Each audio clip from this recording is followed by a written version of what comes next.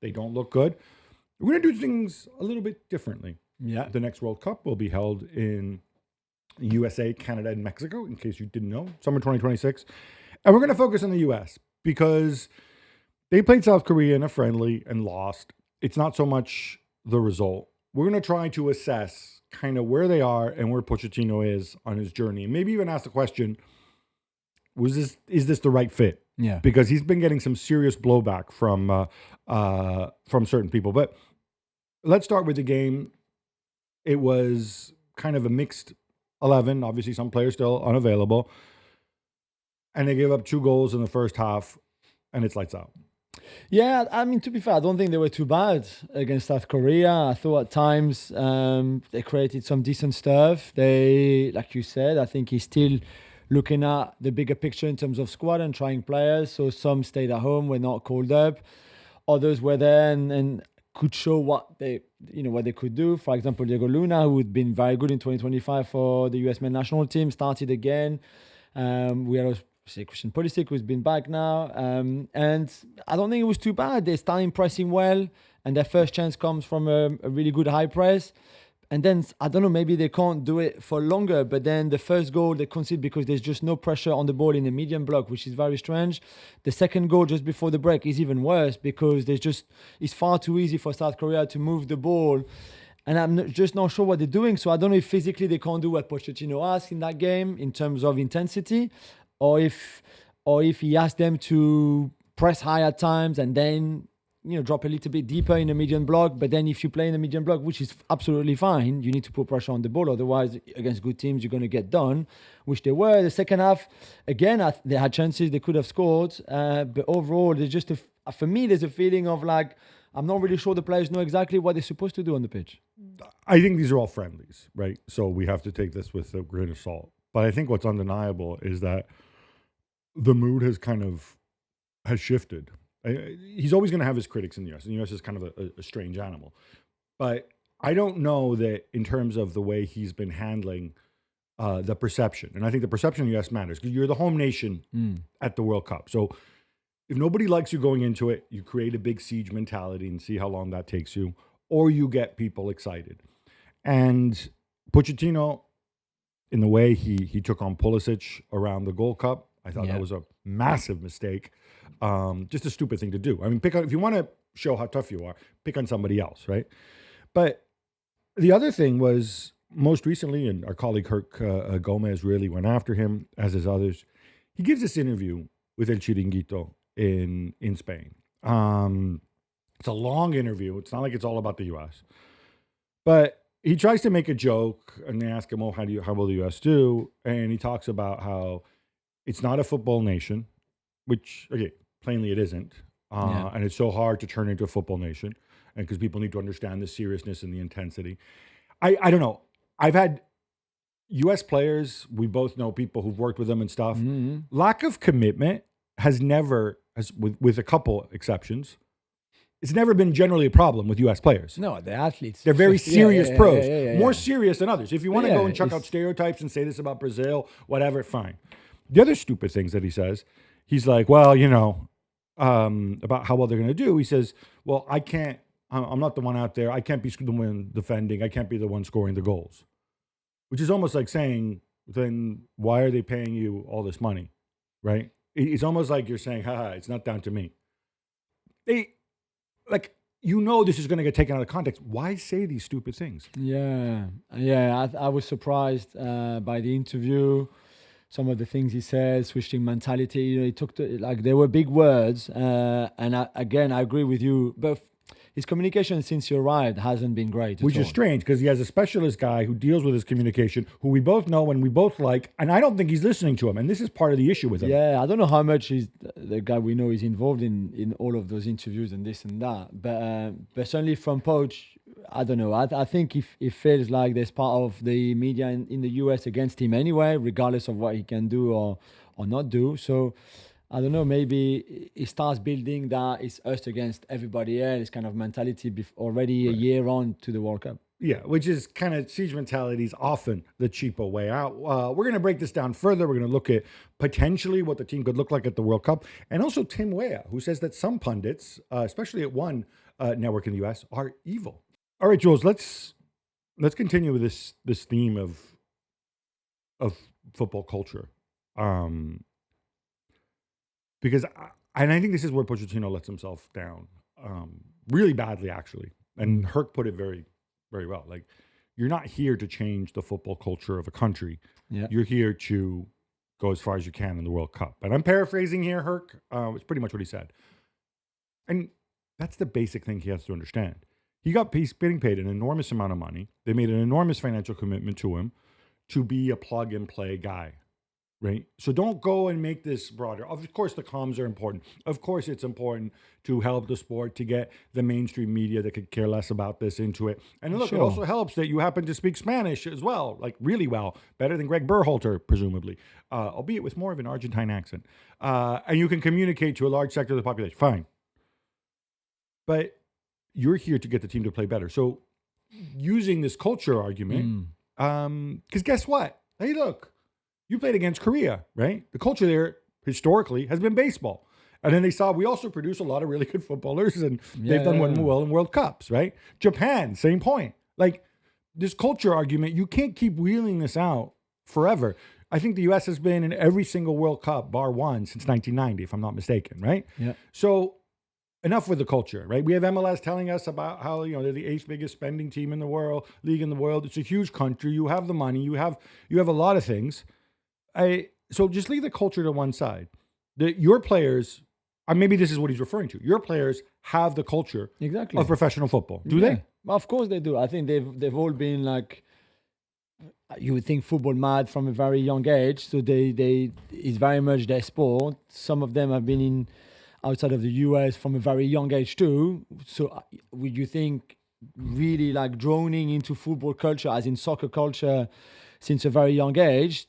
Most of them play, well, not most of them, but let's say half of them play in Europe, where you can't question the football mentality, soccer mentality again. And the others play in an MLS league, as you say, that is on the up, very, at a good level, with stadiums full. It's not like if there was just nobody in the stadiums, nothing on television. So I'm not really sure I even buy into why he would need to switch the mentality. If he wants soccer to be more popular in the US, of course. I mean, we all do. We all do.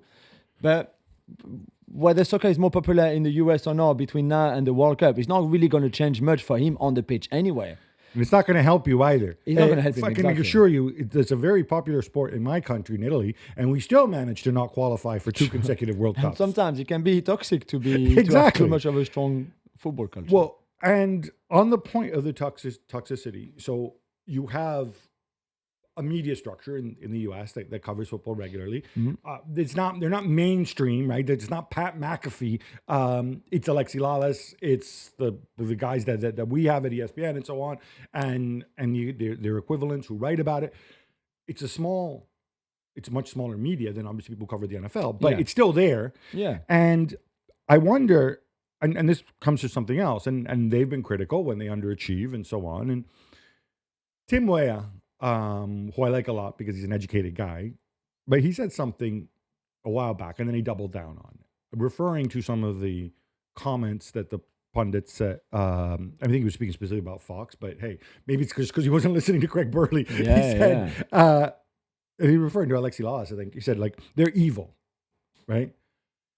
And then they went down the whole thing. It was like, well, they're ex-footballers, blah, blah, blah.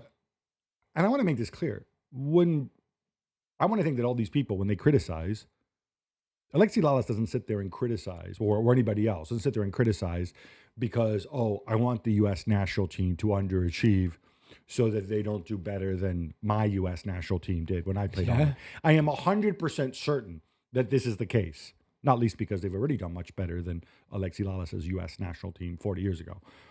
But they're just calling things the way they see it, and they're being harsh critics. And it doesn't mean that the criticism is correct. Many times it may be wrong. But already it's kind of created this enmity. And I wonder if it ties into what you were saying about, is this Pochettino trying to create some sort of siege mentality? Nobody believes in you, but I do, blah, blah, blah. Yeah.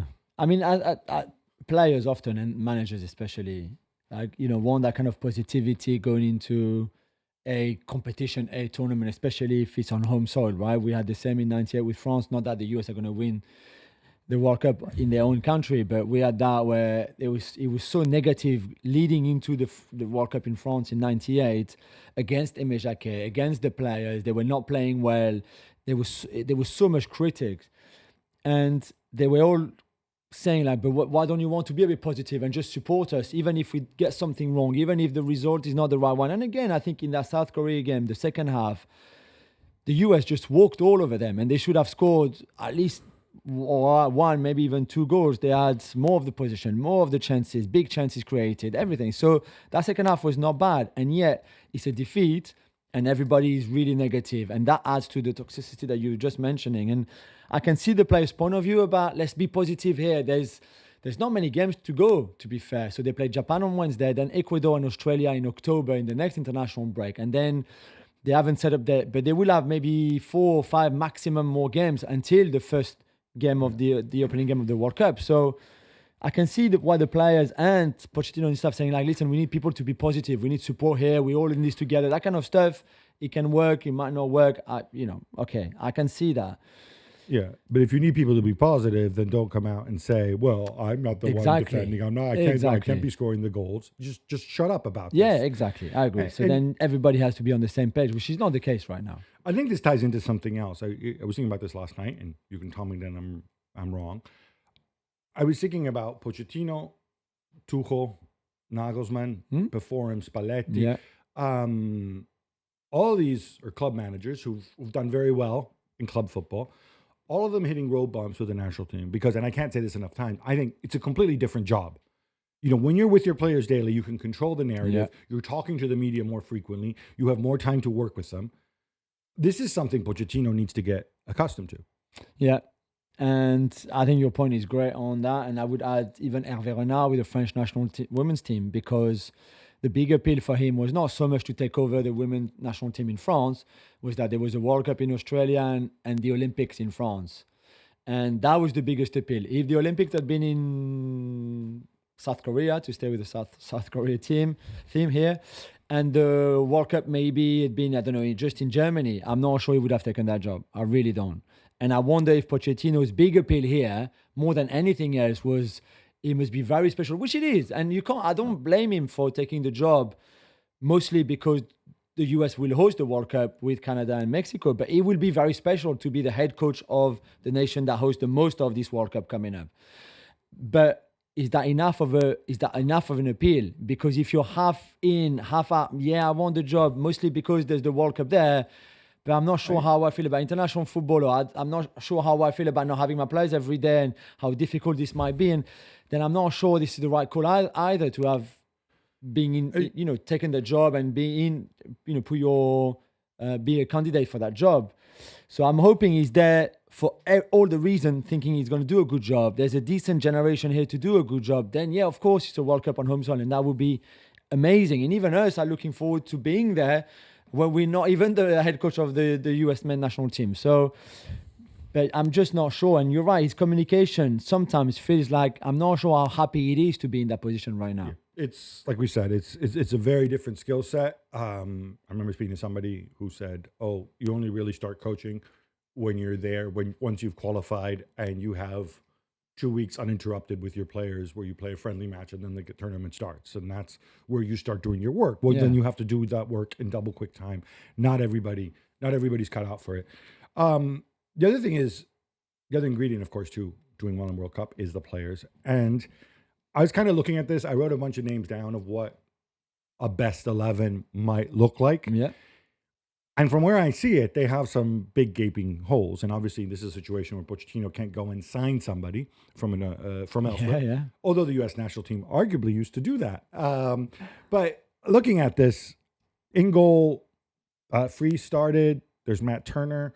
Zach Steffen's got off the boil. There's the Kochen kid at Barcelona, but who knows? This looks like a massive question mark, yeah? Yeah, it is. I mean, I think if Turner plays regularly in MLS, then he should be the number one. Why? Because he was so good when we saw him over here? No, but because I think he's, for me, the best of them three. Right. But it's still a pretty low bar. But sorry. Especially compared to the goalkeepers the U.S. has had in the past, from Tim absolutely. Howard to Casey Keller and Absolutely, whatnot.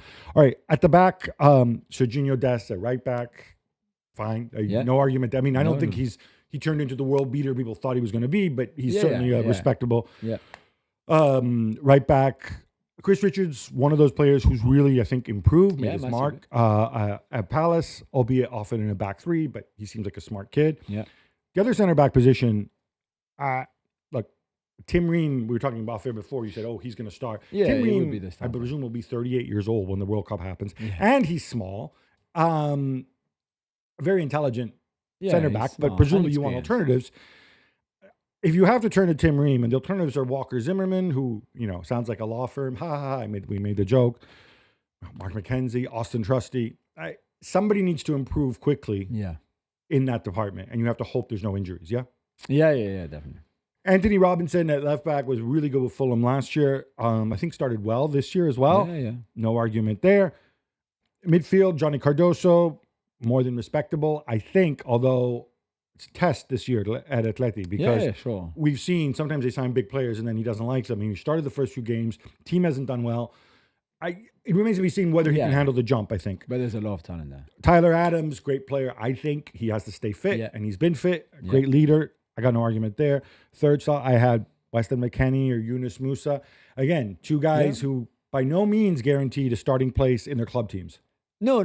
But if you would think that Atalanta signed Musa because they're going to play him, and if they do well, and if he does well there, I think there's a really good player there for this role, maybe even more than McKennie, I would think. And McKennie, you could see him coming off the bench really after an hour and have a big influence on games because of the way he plays.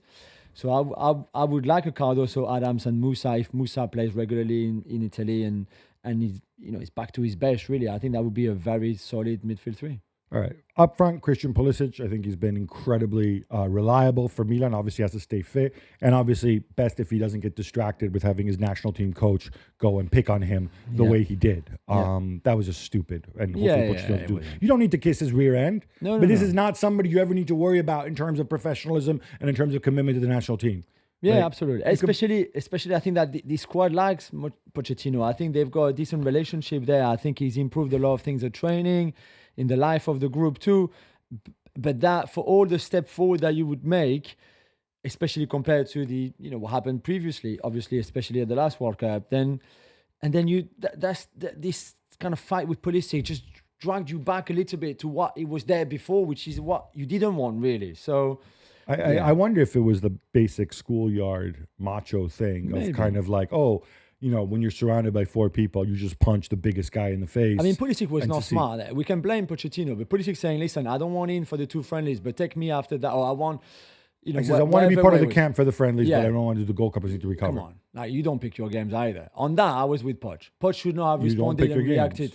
You don't think Lionel Messi picks his games? Pulisic is not Lionel Messi. Relative to the US, he might as well be. No. All right. But we'll have to disagree on that one. Yeah, I think he knows his body. He knows he's been carrying an injury. He's been playing with painkillers all year. Could he have put it in a different way? Could he have cleared it with him? Yeah. I think he was ready to do that. But those two friendlies were to prepare the Gold Cup. There were just not two friendlies and then you go on holidays. So why would you take a guy for two friendlies where you prepare for the next competition? He said he was available to be part of the camp because he's an important player in the team. He didn't necessarily need to play in the two friendlies. Don't come if you're not going to play anyway. Why would you come? Because he's part of the team. Because you've just said your body is not fit. Why would you come in camp instead of going on holidays if you're not going to play? Because he's part of the team and he wants to be part of the team and he wants to send a signal that he's part of the team. But then stay for the whole tournament like Alaba did at the Euros.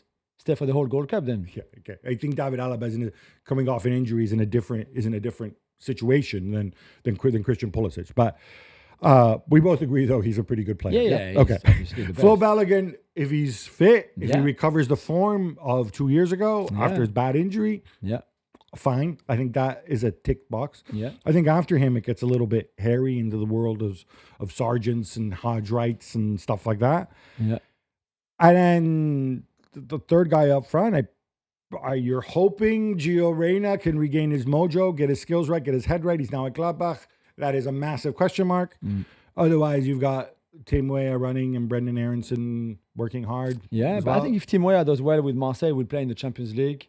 If this is a good season, I think he could be good on that left-hand side, or even put him and Pulisic can alternate right, left. You could have a bit of fluidity there. You can even play. We have them in a 4-3-3. You can have them in a 4-2-3-1 with a 10. That could be Pulisic, could be Luna, could be other players to just bring something a little bit different, especially against lower blocks. I think there's a few options. Is this super talented squad? No, it's not. You're right. Is it worse than past? I always you compare it to the talent available to past US World Cup squads. And I think in the build-up, remember we were talking to Berhalter and stuff about this. Yeah. We thought, okay, this is where a lot of these guys are going to come together. This is going to be a really good squad. It doesn't feel that way. It doesn't feel right now, as we speak in September, it doesn't feel like this squad is as good as some of the previous U.S. squads we saw in World Cup. We're in agreement on that. That's true. And I think that's going to be one of the big challenges for him. All right, enough USMNT. How about some quick hits instead? Let's go, Gab. England beat Andorra 2-0 in their World Cup qualifier. Jules, games like these aren't going to determine whether they qualify. No. Did we learn anything against the parked bus? No, neither. I have to say, it was a hard watch, I thought, when your two centre-backs between them together, have 260 touches of the ball in 90 minutes. It's just like, this is not for me. I thought even against the low block, there was a lack of urgency, intensity, just everything. But it's a game that they just had to win. They won it. I don't know. I've got nothing else to say on this. All I'm going to say about this is, why is he playing Dan Burn? I don't know. Why is he playing 2 6s? Why is he Rice and Anderson? Just play Anderson. You wanted to see him. He was very good. I would have been very good against Andorra in that team, in that England team, I promise you. Why do you have to play Rice and Anderson? Just play Anderson and that's it. Rice. You're right. Why do you play Dan Burn in there? You could even go, I don't know. It's just... Yeah, why not chuck in a kid? Why not? There's so many different things. Yeah, and the 2 6s, I thought we were going to see Rice in a more marauding role, but we didn't. No. Tuchel said it was a 3-7 from England. Okay. All right. Whatever. Yeah. Not a great international break for Germany, Gab. You mentioned it a little bit in the intro of the show, but they were beaten by Slovakia 2-0 first, and then they're struggling to score for long periods against Northern Ireland. It was 1-1 until the 70th minute before winning 3-1. This is quite worrying, isn't it? I think it is, and you could, of course, Kai Havertz, the best on earth, isn't there. But on paper, this was, against Northern Ireland, certainly the right lineup. You had two passers in midfield. Northern Ireland were going to park the bus, hit you on the break. Wobbles at the back. I don't think Valdemar Anton was great, frankly. Ta and Rudiger against Slovakia were horrendous. And they're, and these are your veterans. These are guys who are supposed to be sure things. And even the goal, now I should say the guy who was Bailey with the long last name, who I discovered is not the starting keeper for Northern Ireland anymore. Yeah. He lost his place, but he came on. He made a couple big saves, but then made a massive blunder in the goal that made it 2-1. And I'm looking at this, and I'm like, Amiri came on and scored the goal, and I'm like, really, that Amiri, the same guy who was written off many years ago for being, undisciplined and so on. Like, it just really does not feel like a Tuchel player at all. Florian Wirtz. Nagelsmann player. Sorry. Or Tuchel. Both of them. Yeah. Florian Wirtz did absolutely nothing until the 70th minute of the second game against Northern Ireland, where he pulls a free kick out of his backside. Yeah. Gorgeous free kick, and obviously he can do that. He's had a rough start, I think, at Liverpool. I think it's fair to say. Yeah. He will regain his mojo, but you still can't. You shouldn't be piling all the pressure on Florian Wirtz to turn things around. Other leaders have to step up. Joshua Kimmich, of course, the obvious one, and your veteran defenders, like we said, they have to do better. Everything goes wrong for my boy Vincenzo Montella as Spain hammered Turkey away 6-0, Jules. That Mikel Merino guy, he got a hat trick. Where does he play? Yeah, pretty special. The third goal is the best one individually in the curler, but the first one is the best as a team. There's 25 passes in. Oh my God, the way the ball pinballs back and forth in the box even before and under control. Yeah, but even before that, all the build-up leading into that cross from Cucurella, and then Oyarzabal and Nico just setting the ball up for Merino just behind them is wonderful. To be fair to Turkey, if you want to watch the game against rest defense, maybe it's two words they don't really know in Turkey, or that Vincenzo Montella doesn't know, because they were all over the place defensively. But Spain like this in that kind of form, Lamine and Nico before he got injured, or Yazabal, Zubimendi and Pedri, especially in that midfield with Mourinho, who was just there to score basically. But the other two running the show was incredible. Turkey had chances, to be fair, and they could have scored too, because Spain also played a high line a lot in the game, but they were just at times incredible to watch, and it was just a wonderful performance from them. Huge miss from Lamine, but don't let that throw you. He had so many other moments of magic. So good, man. Big away win for Portugal too, as they hammer Armenia 5-0, as Joao Felix and Cristiano Ronaldo, obviously not teammates at Al Nassr, get 2 goals each. Yeah, you could argue Al Nassr beat Armenia. Look, Joao Felix, when he's good, he's very good. We just don't know for how long he will be good. He's sparkered. Cristiano Ronaldo now up to 140 international goals, which means he only has 50 to go to catch Christine Sinclair. You're on the record saying he won't do it. Yes. Definitely. He won't do it. All right, we're not done. We have more quick hits. Yes. Argentina beat Venezuela 3-0, and Lionel Messi scores twice. Jules, they qualified a long, long time ago, but the story here is how Messi seemed to be in tears at the end. Supposedly they said, it's because it's the last Argentina game on Argentine side. I don't think it's that. This is a dude who moved away when he was 14 years old. We took it for granted that we'd see him at the World Cup, but is that in question now? Because his words seemed a little bit ambiguous. Yeah, he said the most logical would be that I don't make it. Obviously, at my age and, with my kind of fitness, that stuff, his 3 boys came on to the pitch with him like if it was the last ever. Triple substitution. Yeah, almost. Like if it was, the last time ever he was wearing the shirt. It was very emotional and beautiful, and he scored 2 goals. Well set up as well by Julian Alvarez. Which is why you're wearing an Argentina shirt today. It's just the thought for the GOAT, really. And I was really I think we all expected him to be in the US for the World Cup in Canada and Mexico as well next summer.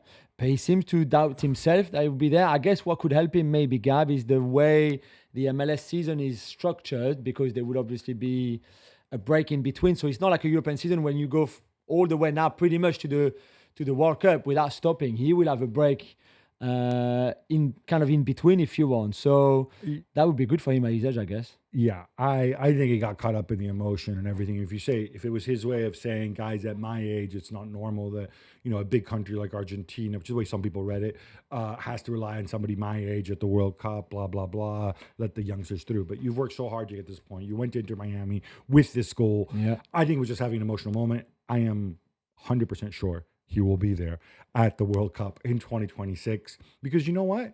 The other guy's going to be there. Yeah, assuming Portugal qualifies. So will he. Yeah. Carlo Ancelotti's Brazil rolled to a 3-0 win over Chile. No Vinicius and no Rodrigo. But, Gab, we got to see Estevao, and it's pretty good. Yeah, I really like that Estevao with João Pedro combination. I think they could have scored more early. Chile, not good. Interesting and very Carleto-like. Casemiro with Bruno Guimaraes in central midfield. The 2 6s. The Paquet as well, who scored. The Paquet comes off the bench and scores. Well done, the Paquet, by the way. I know we touched upon this last time, but the case against him was so bad that they accused him of deleting his messages on WhatsApp. And, what are you, something to hide? He has disappearing messages set to his phone. Lots of people have that. It saves you storage on your phone. Absolutely. I'm guessing the Paquet can't afford the big 128 gig iPhone. He has a 64 gig iPhone. By the way, like I do. Anyway, France beat Ukraine 2-0 as Kylian Mbappe makes it look easy. That second goal was absurd. Anyway, they face Iceland on Tuesday night. But Jules, it's not been a fun few days for Paris Saint-Germain, though. No. They're angry with Deschamps and the French FA over Dembele's injury. Yeah, and Desiré Doué, to be fair, to a lesser extent, but Dembele especially, because he got already a bit of an injury on the weekend before against Toulouse on his left thigh, and then the PSG wrote a letter to the French Federation saying, listen, he's physically tired and quite fragile. We've monitored everything. We've got all the data. Just be careful, basically. There was no way that Dembele should have come on at halftime in this game. He came on to replace Doué, who got injured and is now out for 4 weeks. And then Dembele came on, lasted until the 80th minute, 1 sprint, and then he felt his other hamstring, so the right one this time, and will be out for 6 weeks. So, sorry, if it's the other thigh, Are Paris Saint-Germain arguing that because of the balance of the body, maybe he was tired? No. They just said he was physically tired. They could see there was a lot of his muscles kind of in the red zone a little bit. So they said to the French national team, you can take him. Already they said, why don't he come home? But so he didn't train at all week until the day before the game, which again is not a good sign if you're a player, because if you don't train with the rest of the team, it's clearly you're not fit. And I think Deschamps had he did an interview on French television on Sunday, and had a few words that almost it looked like he was kind of apologizing a little bit without apologizing, but he said, like, if I was in PSG shoes, I would feel the same and I would have the same feeling. So I think he kind of, in the end, he was very defensive on Friday night, saying, like, listen, I played him because he told me he could play, that he was fit, there was no problem. I was told there was no problem, that's why I played him. And I think 2 days later, he kind of have a different view on the whole situation. And PSG also losing Luis Enrique. I mean, not as badly as Doué and Dembele, who will now miss 4 and 6 weeks, like I said. But Dembele fell doing it on a bike ride. Luis Enrique. And he fractured his collarbone on Friday. So angry and so frustrated. This is what I don't understand. That was before the France game. Yeah. How fast must he have been going to fracture his collarbone? Well, I don't know. Even if you don't fall fast, it's how you fall, right? But he's a professional athlete. He's pretty fit. He's a great bike rider as well. That's the thing. So I don't know if there was a car involved. Exactly what happened. But yeah, that's pretty bad. The Times report that Liverpool won't move for Marc Guéhi in January. If he does move to Anfield, then it will be in the summer. Yeah. So the Times story, very well sourced. This is my old colleague Paul Joyce. I don't know why you feel the need to put this out if you're Liverpool, because surely when facts change, opinions change. Yeah. So if you want to get it out there that you haven't made sort of some secret side deal with Palace to do this in January, if they need him in January, if Palace are in a position where they want to move him, then he's an excellent option. I don't think it rules it out, and I don't think we could put too much weight on this story. I just brought up Gay again because he's a great player, and I am shocked that this move didn't happen. Yeah. After 24 years as executive chairman, Daniel Levy has left Tottenham. Jules, officially, he's stepping down, but plenty out the report that he was forced out by ENIC, possibly ahead of a sale. Now, for those who don't know, you make usual ENIC disclaimer. ENIC it's called the English National Investment Company. It's owned by this guy named Joe Lewis, who is a tax exile, the guy who lives on the boat in the middle of nowhere because he doesn't want to pay taxes in this country. He's 1 million years old. He's got a son and a daughter, and officially, look, Daniel Levy stepped down, but he had meetings the announcement came Thursday night, and he had meetings scheduled on Friday in his diary. And then his executive assistant, who is also his wife, also quits at the same time. Yeah. He was forced out, yeah? Yeah, definitely. Yeah. ENIC and the Lewis family now, so the children, very much in charge. We call them children. They're like 20 years older than we are. No, but like, do you know what I mean? Vinay Venkatesham, who was the Arsenal CEO before. Not one of Joe Lewis's children, I hasten to add, as far as we know. Who arrived at the club, I think, less than 6 months ago. Now very much the big boss and in charge. ENIC and the Lewis family saying the club is definitely not for sale, that they've rejected or pushed back to kind of interest from potential investors to buy the club out. They said they're there to stay. I think it's a massive change for Tottenham after one guy basically ran the club on a daily basis and ran it well, but maybe not so well. Yeah, I don't buy this idea that this has nothing to do with a potential sale or a potential valuation at all. Sorry, guys. Sorry, Lewis children. But Daniel Levy still has shares as well in the club, about right? Nearly 30%, in fact. Yeah. Gab, the longest-serving Premier League chairman, is now Khaldoun Al-Mubarak at Manchester City, which seems mad because he's only been there, 10 years or so? A bit more, 12 years. But can you put Levy's tenure in context and what you made of those 24 years? Okay, so some Spurs fans will say, well, we won almost nothing, a Europa League here, a League Cup there, blah, blah, blah. Others would say he's been very shrewd, very smart, a tremendous negotiator. Yeah. A guy who came in and kind of built up his power and control, also because Joe Lewis was like the ultimate absentee landlord, as far as we know. I think that type of executive chairman where he's a shareholder and he's also kind of very involved, it almost feels like something that we might have seen in Italy or in Spain many years ago. You don't really see this that often anymore. And I think the next move will be CEO structure. I think a lot of Spurs fans will be grateful that he's gone because they didn't like some of the moves he made. But let's not forget, selling Gareth Bale to Real Madrid for more than Cristiano Ronaldo, I think will be a crowning achievement. Yeah, absolutely. Jules, he's not bald, but he's still a Dutch manager. He's the OG. I think he's the first Dutch manager. What do you make of Ronald Koeman's Holland letting a 2-goal lead slip away to Lithuania before Memphis Depay saves the day? Yeah. Ronald Koeman, the first official Dutch guy, how we called him. We didn't say his name because he was that bad at Barcelona. It's not so much that they were 2-0 up against Lithuania and then got back to 2-2. It's some really bad defending. Yeah, terrible defending. They were also 1-0 up against Poland at home before Mati Cash scored a goal. So pretty bad, even if it's just a draw and a win in the end, because Memphis Depay, who overtook Robin van Persie as the goal. Big Memphis fan here. Yeah, Dutch all-time top goal scorer. Great, but yeah, it was not pretty from the Dutch at all. Erling Braut Haaland needed 3 stitches after being assaulted by Norway's team bus, or the door of Norway's team bus, more precisely, ahead of their game against Moldova, Jules. Yeah, the door opened as he was coming out, and then that would look pretty bad, actually. I mean, once I saw he put a photo of himself saying, like, that's not looking too bad, actually, on social media. I was trying to think, how can the door do that much damage, though?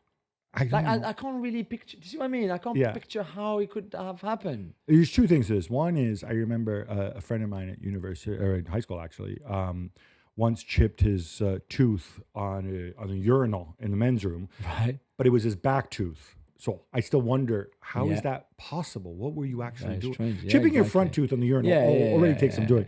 Secondly, I'm wondering, why did it have to be Erling Haaland? Do you think they were saying, like, why couldn't it be Christoph Ayer or something? Why Erling? Sweden are about to crown some new champions, Gab. Score one for the little guys, and I know you love that. That's right. New champions of Sweden, Mjällby, which of course is not a real team. It's just Johan Mjällby, the former Celtic defender, by himself. No, just kidding. It is a team. Mjällby apparently is a village of about 1,000 people. Some 10 years ago, they were about to go bust, and they were in the 4th flight in Sweden. Their stadium is a little tiny 6,500 seat stadium, which isn't even in Mjällby. It's in a town called Hellevik, which apparently is near the beach. That is about all I know about it, but I think this is fantastic. It's a little guy's story. I don't know that much more. I would love one of our colleagues, maybe Tom Hamilton. It sounds like something he would write. Some Bayern fans don't like the Nico Jackson deal, Gav, and one of them is the most important Bayern fan of all, Uli Hoeneß. Yeah, this story is pretty incredible. It is incredible. For those who don't know Uli Hoeneß's role at Bayern, obviously he's had basically just about every job at the club. He's still seen as like the power behind the throne. Yeah. And he's hugely influential. And he made a statement about the Nico Jackson deal, which shows that he's clearly out of line with the official club line. And he's been so emphatic. He was speaking to the Sport 1 in Germany. And first of all, he came out and he said, oh, don't worry, there's no way that he's ever going to replace Harry Kane because this deal's not going to be made permanent. Yeah. He revealed that he has to make 40 starts this season. Which, by the way, is a detail of the deal, which nobody knew. We simply knew there was an appearance-based element to the to Bayern being forced to make the deal permanent. And then he talked about the loan fee, which he says, the loan fee wasn't $16.5 million, as widely reported. It was less than that because $3 million of that went to the player and his agent. Which, again, kind of drives home several points to me, if true. One is that Nico Jackson didn't want to come at all, and not psyched to be there, even though he made such a big deal out of staying in Munich and not coming back when he was recalled. 2, Chelsea won't get the full amount back. Yeah. 3, it also kind of shows you how much power agents and intermediaries have in these deals. But most of all, I don't see the benefit of going and dumping all over one of your club's big signings of the summer, in fact, arguably the big signing of the summer, before he's played a single minute. Yeah, I mean, unless there's obviously deeper issues, maybe with Max Herber, the sporting director, that I think is potentially on his way out already, and just a bit of points of disagreements, really, and disagreements within the hierarchy at the club too. I don't know, but that's an incredible. I mean, I find this incredible, really. And I think we need more Uli Hoeneßes in the world to say things like that, because at least it gives us a bit of transparency. Give us more details. What about the deal to Luis Diaz, Uli, if you're watching or listening? Yeah, what do you think of that? Yeah, huh? Yeah. Where does that what was fit the in? details? It's So, the 3 million, is that what Nico and his agent paid towards the deal to make it happen, or is it money they received? according to him, it seems like that's money that they're getting back, right? Because they have no incentive to make this deal happen. Right. So that also means, I mean, again, this is what Uli Hoeneß says. It's not what I say. That the 16.5 million that Chelsea are banking, they're not really banking 16.5, they're banking 3.5, because presumably that 3 million comes out, Chelsea will have to pay that. It's just bizarre revealing these things. I'm all for transparency. I do think that we should have absolute transparency, but everybody should come out. If only some people do it, it puts you in a weaker position. And I have to say this about Bayern more generally. And about one of the reasons I love football is that we have all these stereotypes, right, about different countries and different cultures. And it's like, German efficiency, blah, blah, blah. If you think about it, the two biggest clubs in Germany are an absolute mess in terms of how many people speak up out of turn compared to the two English clubs, right? In England, everybody's disciplined mostly, and most clubs, right? Nobody goes and craps on the other guy and stuff. And some people we never hear of. Some people you never hear of. Yeah. Bayern, of course, this goes right back to their FC Hollywood days. And Borussia Dortmund, of course, is a walking dumpster fire. Yeah. So, wow. I find this remarkable. Luis Suarez has been banned for 6 games for spitting at that Seattle Sounders assistant. And I'm sorry if we don't mention you. I have no idea who you are. Nobody's ever heard of you. Head of security, I think. Head of security. You know what? Oh, really? Then I'm assuming the guy's pretty badass. He's maybe a martial artist or something. You saw how calm he stayed because he knew he could not respond. All right. You know what? If I'd been him, I would have said, hey, Luisito, let's take off the badge. Let's go outside. You and me. Do it again. Do it again. Do it again, you psychopath who goes and bites people and spits at people and thinks he can get away with it. Yeah, no, clearly only a head of security guy could have remained so calm. Yeah. But anyway. If it's fair, I think what's not fair is that 6 games. This ban is just for League Cups, just for the League Cup games, so not for MLS, which I think is wrong. Ridiculous. It is ridiculous. And I've said already on the FC show that for me, the biggest thing should not come from the League Cup competition. I don't know if they have like a discipline committee or how it works, but MLS should also look into this, and more importantly into Miami, and ban him in MLS too. And he represented your club, he was wearing your shirt when he did that. It's unacceptable, it's a disgusting thing to do. And missing 6, Luis Suarez missing 6 League Cup games, he might never play. I mean, this is a minor competition for him. This is not important. He won't care about this ban, and neither will be Inter Miami, by the way. So they might not even qualify for the League Cup next year. You're right. He He might never play again. They might not even. Yeah, you're right. Being in that competition ever again when he's playing for the club. Ban him for MLS matches. Ban him there where it hurts the most, him and his club, because this is not acceptable. Yeah, we talked about this weirdly. I was on the FC show on Friday, I think it was, with Alan Moreno, noted fan of the stinking loserish Dallas Cowboys. And when the Eagles played the Cowboys in the NFL season opener, we had a similar spitting situation. Yeah, our best defensive player, Jalen Carter, 10 seconds into the game, going and spitting at Dak Prescott. And I'll repeat what I said then. First of all, I don't know if he's going to be banned yet by the NFL. He was thrown out of the game immediately. He should be banned, or at least sat by the Eagles for a game, because he's embarrassing your club. Exactly.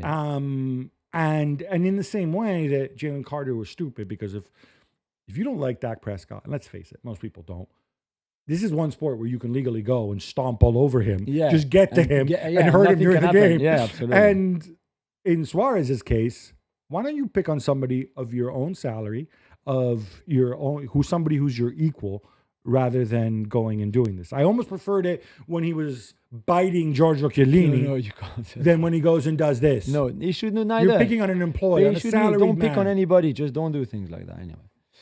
Belgium destroyed Kazakhstan 6-0. Jeremy Doku and Kevin De Bruyne back 2 goals each, Gab. Oh, Kevin De Bruyne is so good. That first goal is He's amazing. so good. And can we go back to this thing? De Bruyne is too old. He can only play 20 minutes at a time. Blah, blah, blah. That was Kazakhstan, though. whatever. He's been playing fine for now. Let's see. And by the way, he played a bunch of games last season as his contract was ending. Yeah. Right? And look at his physical stats. I don't know. I'm a De Bruyne believer. Yeah, no, me too. Whatever injury issues he has, he's past them. He's not that old. It's not like he's 40 years old. He's 32, 33, 34 maybe? I don't know. He's special. And Jeremy Doku, if you unleash him, he's devastating. At least against Kazakhstan. He got injured though, yeah. Plenty of old-timers scoring again, scoring goals, Jules. Robert Lewandowski, who has hardly featured for Barca this season, obviously coming off an injury. He scored in Poland's 3-1 win over Finland and looked pretty sprightly. He's 37 years old. And the Colossus, Edin Dzeko, 39 years young, now at Fiorentina. He got 2 in the 6-0 win over San Marino. Why are forwards, certain types of forwards, sticking around longer than ever? That's the thing. You said type. I think because those guys, like Messi and Ronaldo too, to be fair, just look after themselves and their bodies so well. That's the big difference compared to maybe other strikers who didn't have that kind of longevity, and they started very young too. And yet, even by starting young, even a 20-year-old career, they're still very good. Yes, they're still very good and capable of playing at that level. So, and it helps when you play San Marino in Finland as well. Yeah, true, of course. But of course. What I find interesting here is that they're very, like Lewandowski is a fearsome athlete. Yeah. I mean, very, very technically gifted, but also just like a freak athlete, right? And obviously now he's older and he's losing that athleticism. And Dzeko, he was never quick. He was never fast. Yeah. But he had the brains, the intelligence that set him apart. In some ways, Dzeko, because he plays from a standstill, could probably keep going longer than Lewandowski. Yeah, definitely. Italy kick off in a few hours against Israel as we record this on Monday morning. But what did you make of Rino Gattuso debut against Estonia on, was it Friday? It was Friday night. As you know, I was not really into the Gattuso choice. No. I bet you were not at halftime either when it was 0-0. Well, actually, I had less of an issue with it because, I was worried because Estonia had parked the bus and Italy were creating tons of chances and not finishing them. But the way he's set up is he didn't get fancy. I think he understands the national team role. We were talking about this before about Pochettino, fancy type. No, nothing fancy. We're going to go 4-4-2. We're going to have wingers in Zaccagni and Politano who will be very direct. Yeah. We'll have 2 center forwards, Moiscan and Retegui. We'll just keep pumping balls in, and then eventually we'll score. And they did. And they ended up scoring, 5 goals in the second half.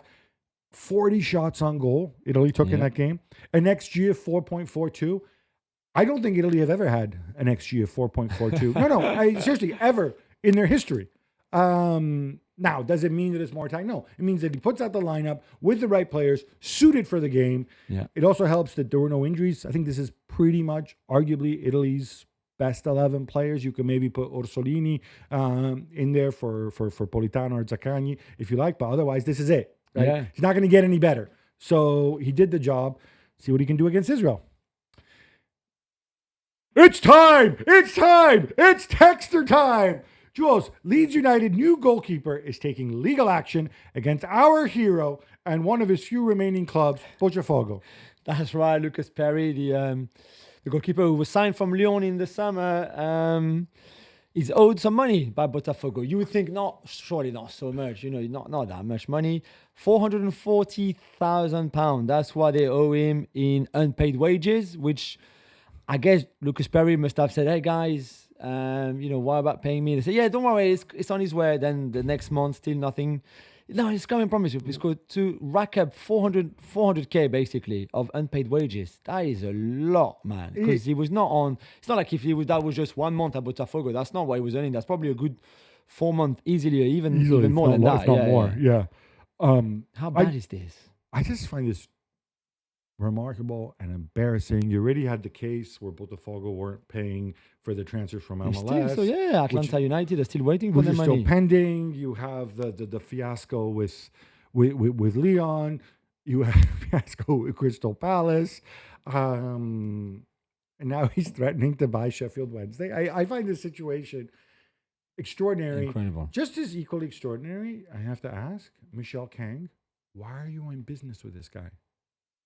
Well, I think at the beginning, the ideas of Eagle Group was pretty much appealing to her, I guess. But she very much, even if she still obviously has some sort of dealings to do within business. Well, she has to. She has no choice. Yeah. She's very much have put him on the side, really.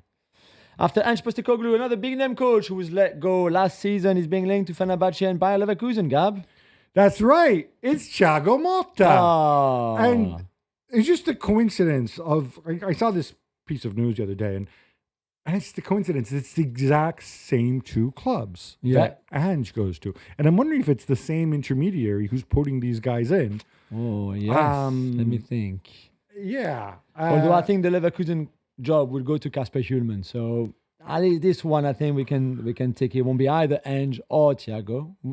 We would have liked to see them there. But yeah, I don't think Ange would be a good fit at Fenerbahce, as we said on the last show. Thiago Motta, maybe that's where he regains his mojo. I don't know. He just has to start acting less weird than he did at Juve. Andre Onana is expected to leave Manchester United this week on loan, Jules.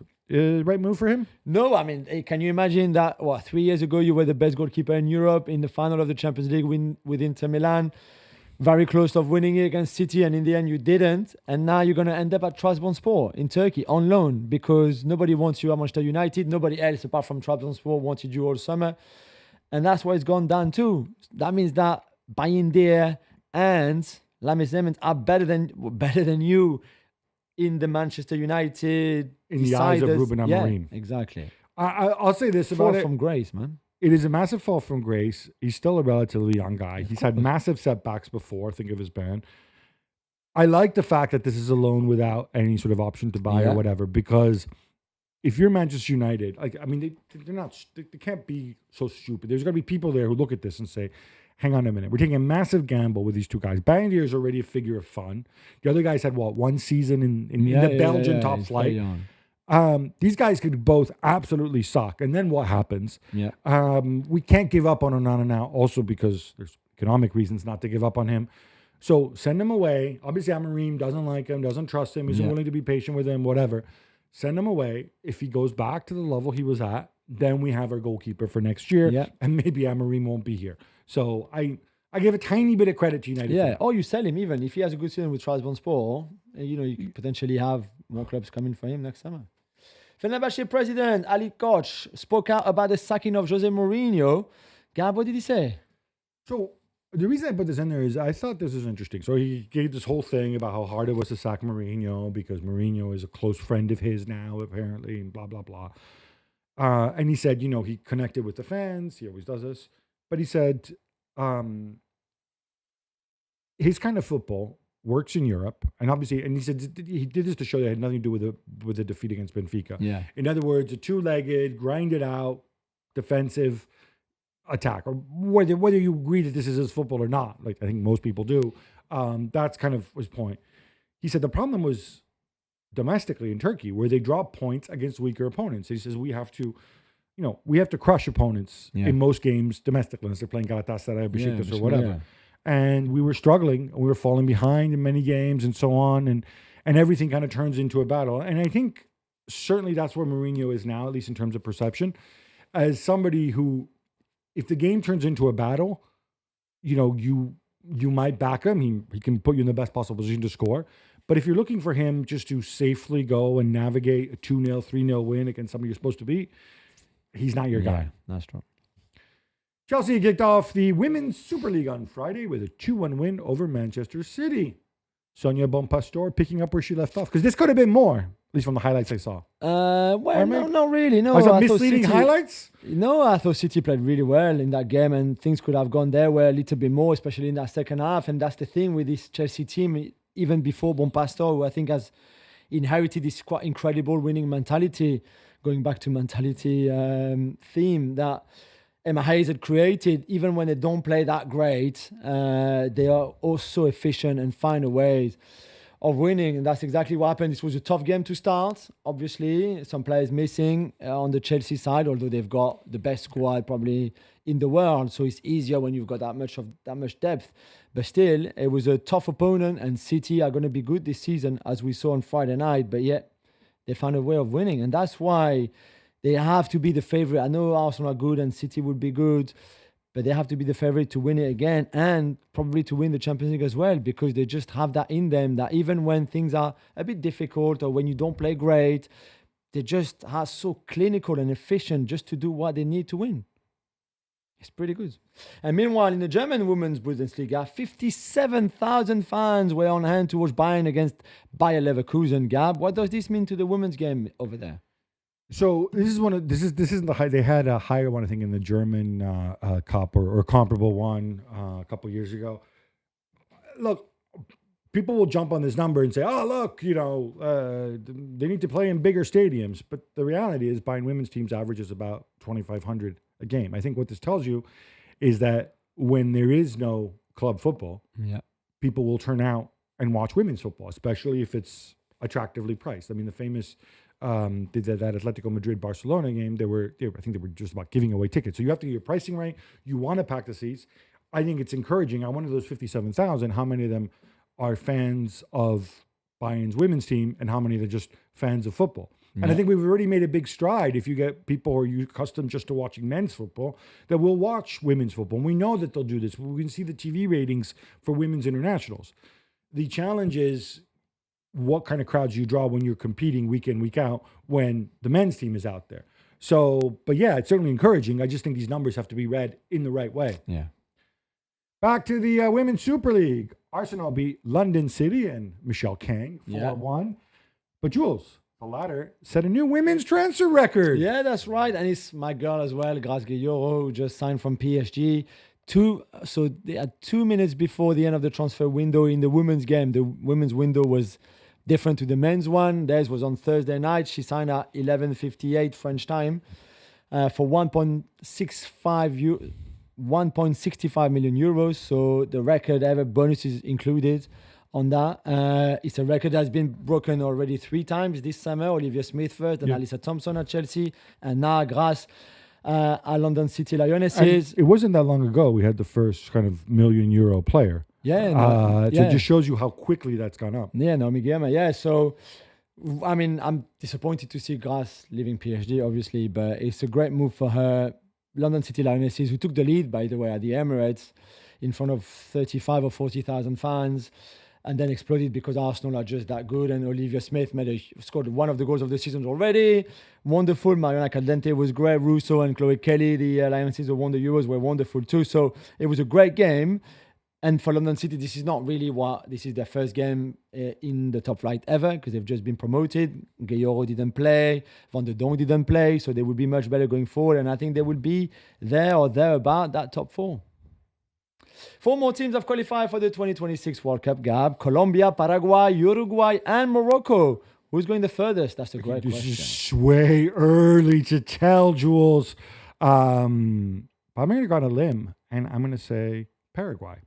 There's obviously some really gifted individuals, and I think they can also prove that they can go and shut things down, which I think if you in the knockout phases, it's not always fun to watch, but it is a way to advance in the tournament.